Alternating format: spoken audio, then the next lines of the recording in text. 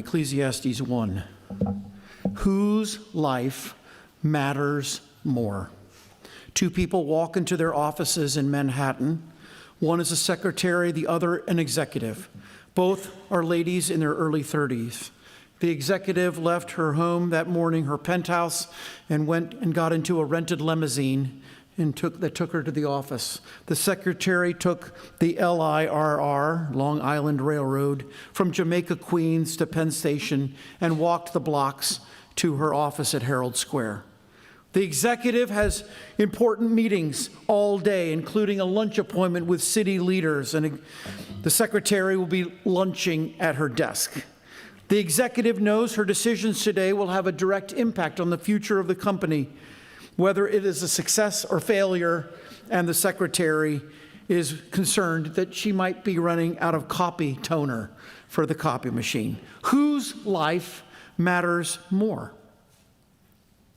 Well, from the world's standpoint, you would think that it's the executive, and maybe it is. What if I had added that the executive is also a Christian and contributes much of her large salary to missions and invests free time in helping the poor and serving at her local church? Would that change your perspective?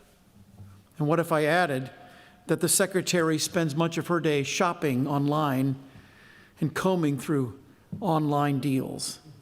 Whose life matters more? The answer to that question is found in God's Word. And let me say, it's critical that we find our answer there, because the value of life, the meaning and purpose of life is determined alone by our Creator. Since the fall of Adam and Eve in the garden, man has pursued other things in his life, much lesser things than God, and the byproduct of that pursuit has been a fundamental loss of purpose, a real sense of belonging. God made you and me for his own glory. What's the ultimate purpose of man? God's glory. And that's why Jesus' statement in Mark 9 that the true goal of life is to follow him involves self-denial and cross-bearing, two things that a man hates the most. But if you want to save your life, Jesus says, you have to lose it. And if you lose your life for him, you find it. Live for yourself and you're lost. Lose your life for God and it's found. And then Jesus makes a statement that hints back to Solomon's opening words here in Ecclesiastes, when Jesus says, "What does it profit if you gain the world and lose your soul?" Solomon says, you can find no profit in life apart from God. The world says work hard and you'll be rewarded. So why does man feel so empty inside? The world says achieve and you'll be fulfilled. But why do most of these achievers find their achievements are not enough and are continually looking for more? Solomon says all of that is like chasing after the wind. That's an absurdity. There is an absurdity to life that is especially profound to those who do not believe in God. The constant race for achievement and reward only leads to more frustration and pain. And so Solomon says this is all Hebel. This is true and regardless of whether you're a Christian or not. I will even say, if you're a believer, if you know Jesus, any part of your life where you are pursuing life for life's sake, in that part of your life, you are finding Hebel playing itself out. The meaninglessness, the frustration of life. And so whether you're a believer or an unbeliever, unless your life is fixed on God, Unless you're pursuing God, you find that money and pleasure and competition and all of your dreams and plans result to nothing. You may achieve those things in this life, but you come to the end at some point, and at some point before death, unless you're truly a fool, you realize it's for nothing. And then you find, even as a believer, because a believer will say, of course those things are nothing. But even as a believer, you find your work and even wisdom and even discipline, even things that you would say, these are noble pursuits. If not pursued for God, if not fixed and centered on God, even those noble pursuits, they are also hevel. They're also meaningless. They're also frustrating. Which is why I'm saying without God, life is absurd. And I'm not even talking about atheism. Obviously, that kind of existence is absurd. But living the Christian life compartmentalized, where you have a God compartment and things that fit into your God drawers, and then you have a self compartment and things that fit into self drawers. And I would say reasonably, that's true in some ways of all of us, myself included. When we live like that, everywhere it should be labeled self, we find frustration and meaninglessness and pain. It's hevel. So what gives life its meaning? It's God at the center. And if you don't have God at the center, at whatever aspect of life that is, in whatever way God's not at the center, then, number one, your life's work, that action, that activity, and you could take the word workout if you want and put in whatever literal specific activity you want. Whatever thing you do is nothing without God. So you see, if God's not at the center, it's nothing, because all of the material universe has been hevelized. And yes, I made up that word this week. That's my word. I've coined it. It's mine. Nobody else can use it without attribution. The material universe has been hevelized. This is why he says in verse 3, what profit has man in his labor, which he's taken under the sun? Verse 2, it's all empty. It's all meaningless. It's all frustration. It's all hevel. Everything is susceptible to being hevel. Everything. Solomon wants you to know something he discovered at the end of his life. The wisest of men, a wisdom given by direct gift from God. 5 times he uses this one word in verse 2. It's hevel. Remember, and that term has shades of meaning. It can mean frustration, something has no real value, something cannot satisfy, even injustice. Those are frustrating things. It could be something temporary or transitory. It doesn't last. Or it can even be emptiness. And it has those shades of meaning. And this is the whole theme of the book. Remember, this is an inclusio.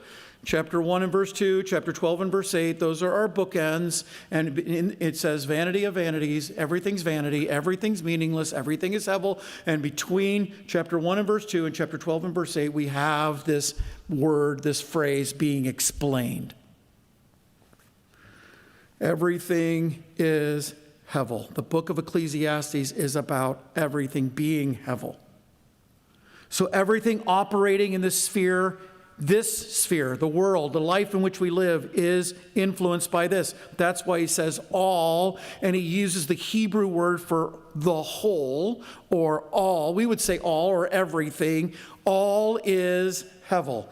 You can't find a thing in this life, in this world, that cannot be hevel.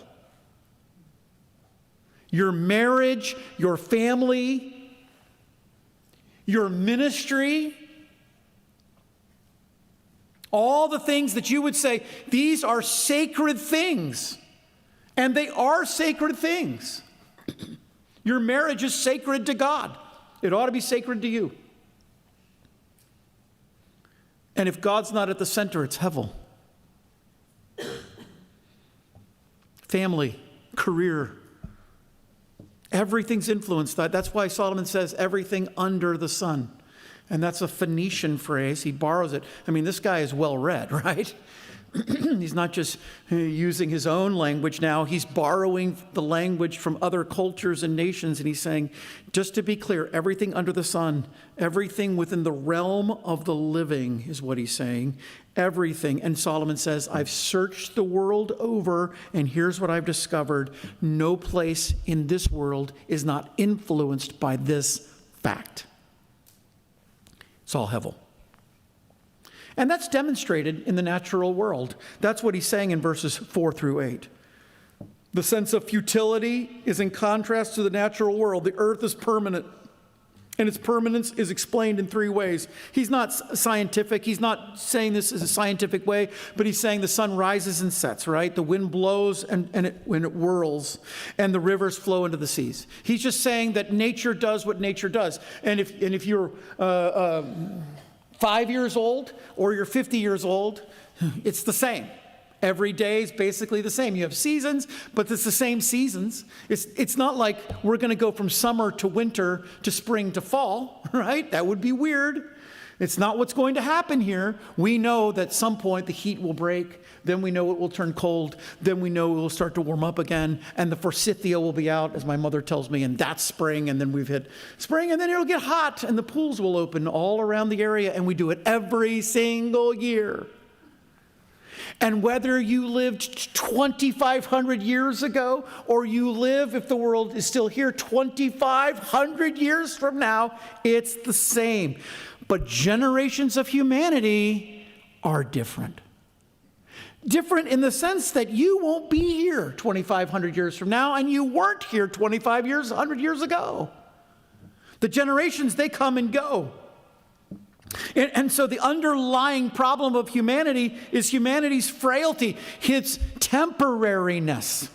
He's transitory, which is why it's all hevel. And you can see this in the body itself. In verse 8, he says, everything's weary. It's all weary. Everything is laborsome. And the eye cannot see enough, the ear cannot hear enough, and the mouth cannot speak enough. That is, I can never fully say enough to explain this. The eyeball never says, I've had too much of this information. You know, your eyes don't just stop working at 12:30 in the afternoon. Well, it's done. I've already seen too much. Off. That doesn't happen. The ear doesn't say, I'm going to stop hearing midway through the day. It's just a continual gathering of more information, and Solomon says it's all hevel.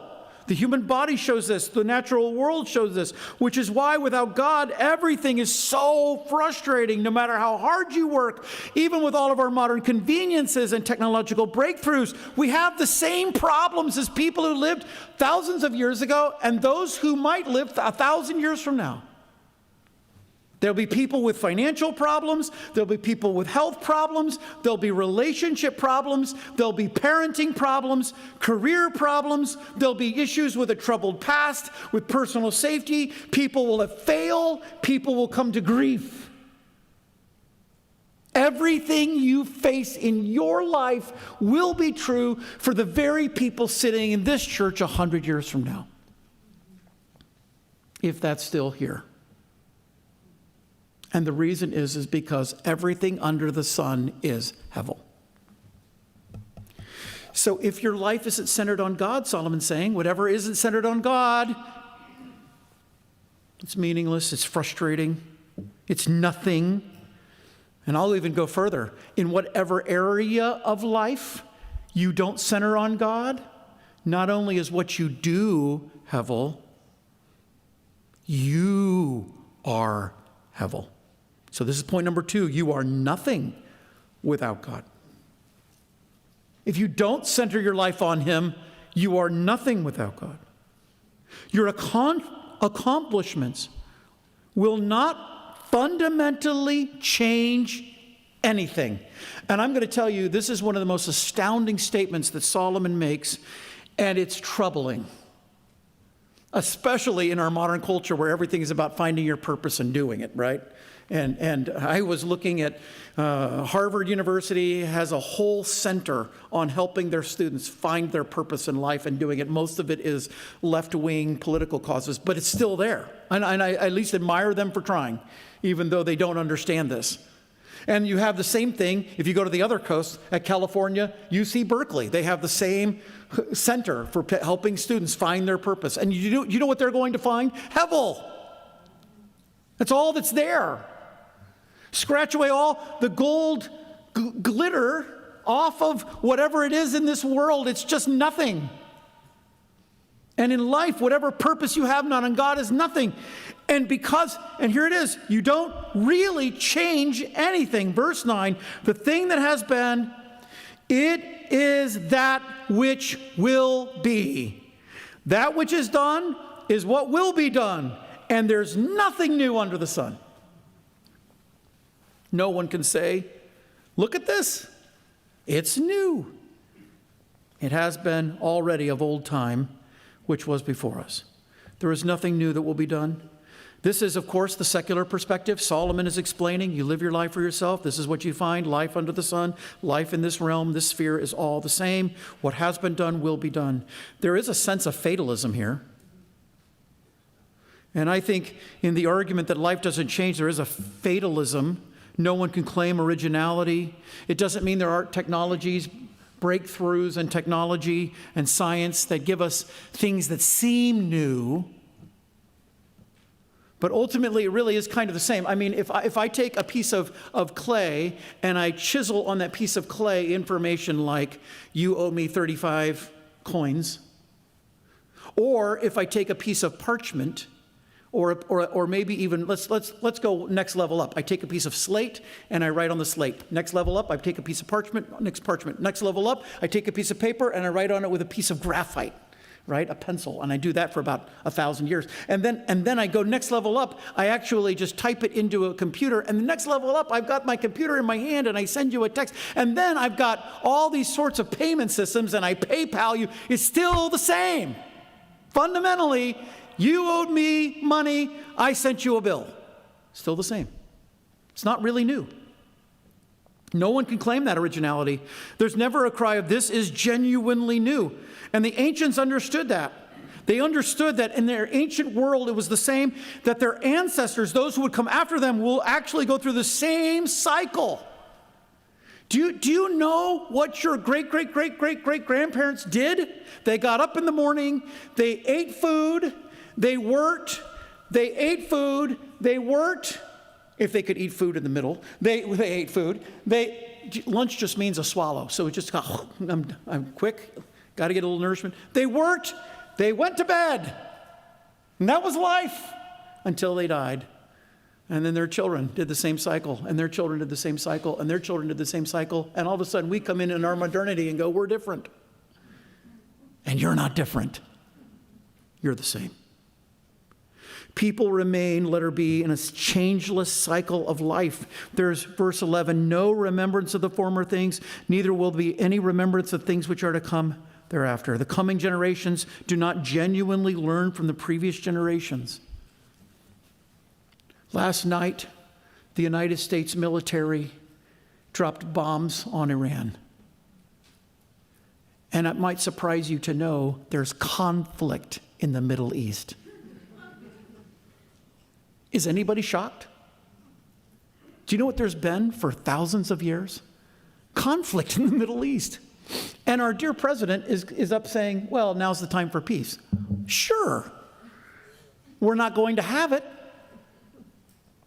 We could blow them back to the biblical times, although somebody said they're already in biblical times. I think that might have been true for rural Afghanistan, but Iran's a pretty modern country. You can blow them back to biblical times. Does that mean it's going to change? Life will still stay the same. I get up, I work, I eat, I go to bed. It's just this cycle.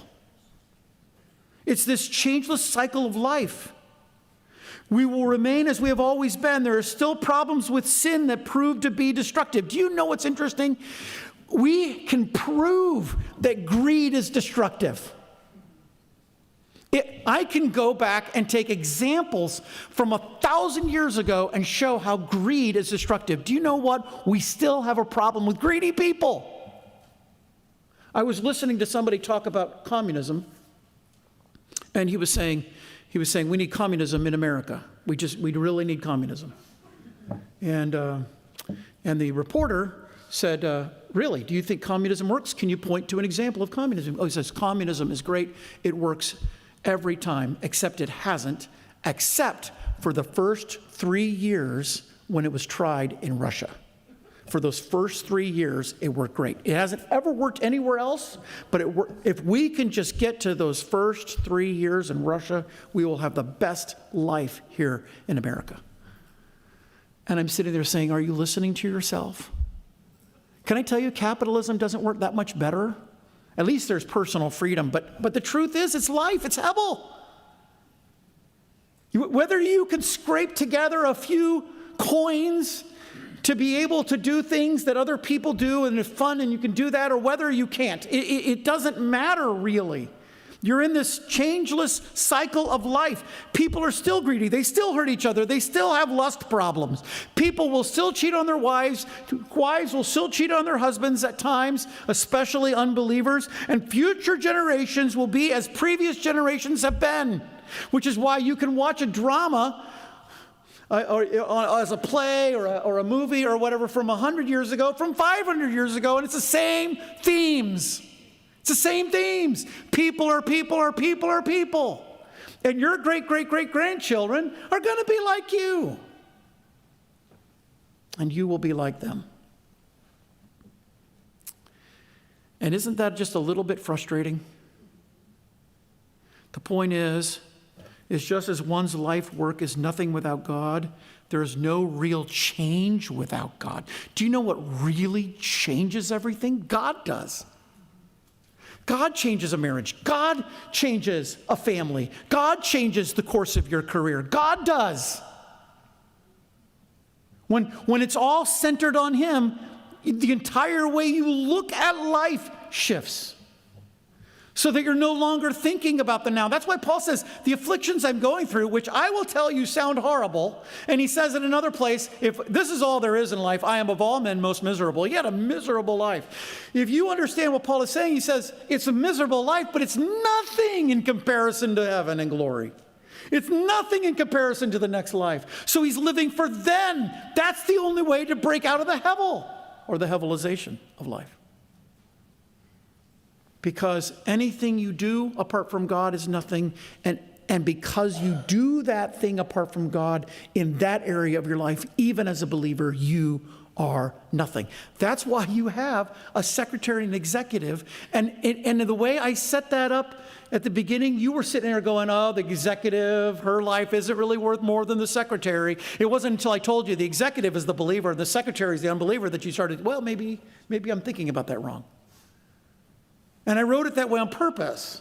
It's a fictional, I made that up completely out of my imagination, but I did it for a reason, because I wanted you to realize that it really isn't whether you're the executive or the secretary, it's whether or not you're living your life for God that matters. It's not whether you have a lot or don't have a lot, it's whether you're living life for God. Abraham wasn't great because he had a lot of animals. And it wasn't the fact that he had animals that made him great or made him less than great. There's lots of believers in this world who've been great, who had nothing. And there have been a lot of believers in this world who were great, who had a lot of things. That's the world's standard of judgment. My dad was pastoring a little church in Hendersonville, right outside of Hendersonville, North Carolina, and he needed a job. A little part-time work just to help meet the bills. So he's about my age at the time, maybe a little older than me, and he went to work as a cart boy at a golf course. That means he helps people get their golf bags on the golf cart, takes them off, puts them in their car, washes them down. Teenagers do this kind of work. He needed something, just a few extra dollars to do that kind of work. Is that wrong? Is that beneath him? Should he be humiliated because he's doing a teenager's job? Or can you use that to start meeting people in the area in which you're serving the Lord as a pastor and start saying, hey, it's nice to meet you. And I'm pastoring a church right up the road. Oh, and one of the members here, he goes to my church. And we should all get together sometime and talk about those things. Is it beneath a person to do stuff like that? Not at all. You see, it's not the work, it's not the money, it's not the lifestyle, it's not the things, it's not anything like that that gives real value. It's God. He's the only thing that gives the value. I am nothing without him. I am everything with him. And so are you. And if you don't believe that, what are you left with? Now we need to go to chapter 2 because we're not quite done, and I have a few more minutes. Isn't that great? We're not quite done. There's one more idea. What are you left with? If you're living your life, in whatever area you're living your life for you, not for God, that activity you're doing is nothing, and you are nothing in that area. I don't mean that you're completely nothing in all areas. I'm saying in whatever area you are, you-centered, life-centered, not God-centered, in that area you are nothing.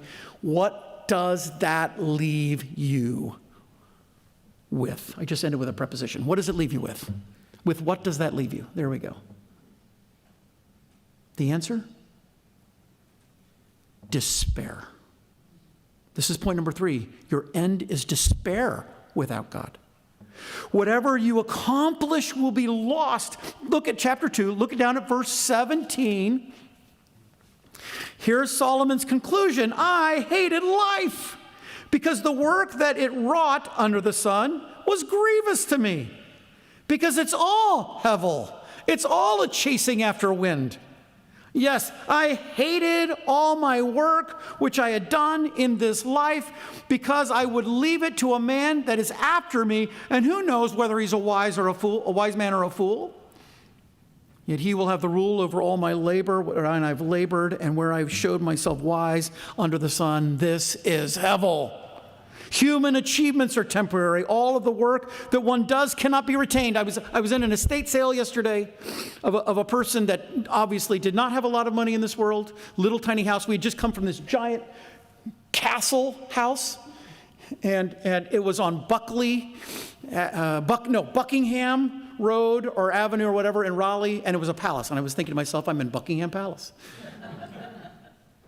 It was a palace. It actually had like a rounded wall, like you see in England. It was huge. By the way, the layout was terrible, but it was this big, huge kitchen, everything. It would fit my whole house inside the kitchen kind of thing. It was just massive. Thousands of square feet, probably about as big as our church. It was just huge. And then we went to this little tiny house. And as we were walking away, I looked at my wife and said, you know what's funny to me is both people are in the same place. Life's over. They may be at different nursing homes or they've gone on, but they're both at basically the same place. End of life. But what was interesting, I walked into that second place and they had all these records for sale. Records. Vinyl records. And then up near the front where they take the money, the little cash stand that they'd set up, they had political buttons for Barry Goldwater.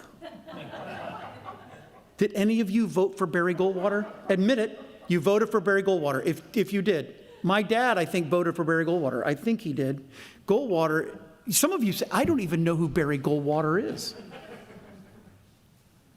Where were you in history class growing up? There were a whole bunch of I like Ike buttons. Do you know who Ike is? Ike is General Dwight D. Eisenhower. I like Ike. He was a president in the 1950s. There were a bunch of Richard Nixon posters. I almost bought the Richard Nixon poster. I thought that would be awesome. I thought, buy it, frame it, that'd be kind of cool. I actually did. I sat there for about 2 minutes and looked at that thing and said, I wonder what I could do with this. Because they only wanted a couple dollars. I thought, this is a deal. Nixon was a great president and a terrible president at the same time. He was truly an enigma. He was a hevel. But I looked at all of that, and what made me laugh when I was looking at it is that human achievements are temporary. Half of you don't even know the people I'm talking about. Can you name for me the vice presidents of the United States? How about the people who lost? How about the people that should have won but never ran? I think about Stephen Decatur, one of the greatest Americans who ever lived, an admiral in the early Navy. Behind George Washington, he was one of the most well-known Americans of his day. And you're probably saying, I've never even heard of Stephen Decatur. Well, you've heard of Decatur, Alabama. The truth is that humans' achievements are temporary. All of work that one does cannot be retained, which is the problem of human death. When you die, it all stops and people forget, and it's inevitable. You cannot sustain what you attain. I earned it, but I can't keep it. That's why it's chasing after wind. I'll leave it to someone after me, and others will benefit from my work. I've often thought as the church planter, I ought to be able to sell the church like a company, right? Wouldn't that be? The new guy comes in, he's got to buy it from me, just like you sell your company. Well, obviously churches don't work that way, and they shouldn't. This is the Lord's, not mine. You understand that. I was not being serious. But truth be told, there'll be a day where there'll be a whole bunch of people sitting in this church who will not know us. There may be even, think about this, 75 years from now, the church has built its other building, all of us are gone, and there's this one little blue chair left, and it's kind of dirty and mangy and sitting in some corner, and there'll be some kid bouncing up and down on that blue chair, and the person will think, where do we even get these? If you think about this, the others who reap the value, some are wise, but some are fools. They have no wisdom, but they still get what you had. That's why I love buying people's old stuff in their houses. 3 weeks earlier, they're alive and well. They would never let me through their door. Now I'm rooting through their stuff. Oh, I don't like that. I don't like that. I kind of like that. I can't afford that. It doesn't matter. It's hevel. And if you realize that there's no ultimate value in work for work's sake, then the end is frustration. That's why he said, I hated life. And you look at this, all the negative emotions that Solomon has here. Verse 17, I hated life. Verse 18, I hated work. Verse 20, I feel hopeless. Verse 21, I feel purposeless. Verse 21, it's all a waste of time. Verse 22, there's grief. Verse 23, there's pain. And in verse 23, it's restlessness. It produces nothing for me. So if you're living your life for yourself, in whatever way you are, in your family, in your career, the way you handle your money, the way you handle your time, whatever way you're doing that does not have God as its center, men and women, listen to me, ladies and gentlemen, this is critical. It is a waste of your time. If God is not at the center of it, it is a waste of your life.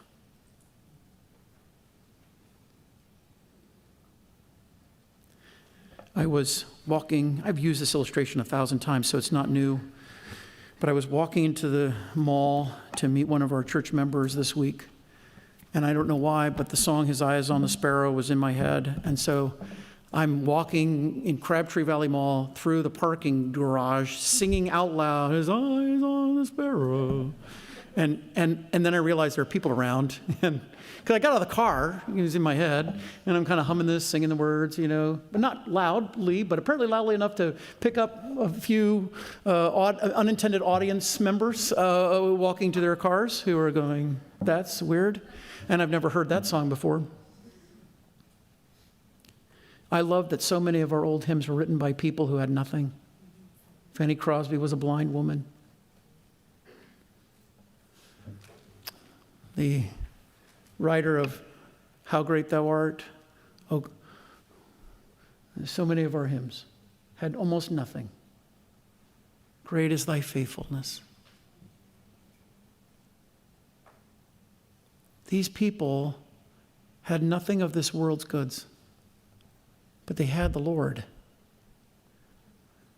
And the woman who inspired the hymn, His Eye is on the Sparrow, was in a retirement home with her husband in a dual room two couples who do not know each other living in the same room together because that was paid for by the state. And in walks a Christian who looks at this couple laying in this bed, another couple they don't even know laying in the bed next to them, and says, "How could you live like this?" And then she says back to him, "Well, if his eye is on the sparrow, I know he's watching me." When you think about all of human achievement, when you think about everything people have in this world, everything they're living for, there's a lot of stuff around here. 27519 is a very well-to-do zip code. And we're not the richest in North Carolina by far, but there are so many people who have so many things, and you look at what they're living for, and it's just meaningless. And then you can go into the humblest of homes, and you can find there a person who has God at the center of everything, and there's meaning there. And the opposite of hevel is happiness. So here's what I want you to do, as I asked you to do last week. In what areas of your life is God not at the center? Whatever area. Is it your family? Are you going to get all the family outcomes you want as parents? I can tell you, I have adult parents, I did not get all the family outcomes I wanted. It just didn't. I mean, my kids are great, I love them, but did they actually achieve everything I was hoping for them? No. They probably will look and say, yeah, I had a lot of hopes for parents, and I did not achieve everything I was hoping for. But when God's at the center, when God's at the center of that home, of that family, of that career, all the human achievement parts, strip that away, and what do you have left? You have something permanent and valuable and real. And all the things that the world says is good, those are actually the hevel things. So you have to, this is the task you have. This is the task I have. We have to go in and look at every part of our lives. Every part. What part is me? What part is God? What part, is this me here or is this the Lord? But I really like, put that aside. Is it God? Is God leading you there? Is God directing your steps there? Because if not, it's nothing and you're nothing. It's temporary. It won't last. And you'll end life in despair in that area. There are parents who have children who walk away from the Lord. And there's nothing more grievous for a parent than to have a child walk away from the Lord. And they can say, honestly, before God, I did what I believe was true. I held the standard of truth. I was imperfect. I get all that, but I held the standard of truth in my home. And they chose, as adults, to reject that truth. There is no hevel there. You still want that child to come back to faith. You pray and you have hopes, but there's no hevel there. But when you walk away from life and say, yeah, let me tell you about my kids. One's a doctor, one's a lawyer, one's a dentist, one's a this, one's a that. And it's all human achievement. That's nothing. That's the nothing. And you're a fool to think it is. And I think this is what makes Christianity so great. God doesn't call the noble all the time, and the wise, and the powerful, and the mighty. Who does he call? The weak things, the insignificant things, because those are the things that give him the glory. Because at the end of life, when you stand before the Bema, it's going to be, did you give me glory? Did your life reflect me? Or is it going to be something else? So look into yourself. Look into your hearts. Not just today, not just last Sunday, not just in company Sundays, coming Sundays, but look into your heart and say, what is this?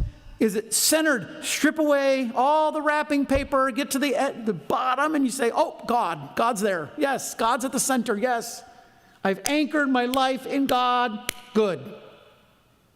Strip it away, get to the bottom. God's not there. Bad. All right, I need to reorient myself here, anchor myself back in God here.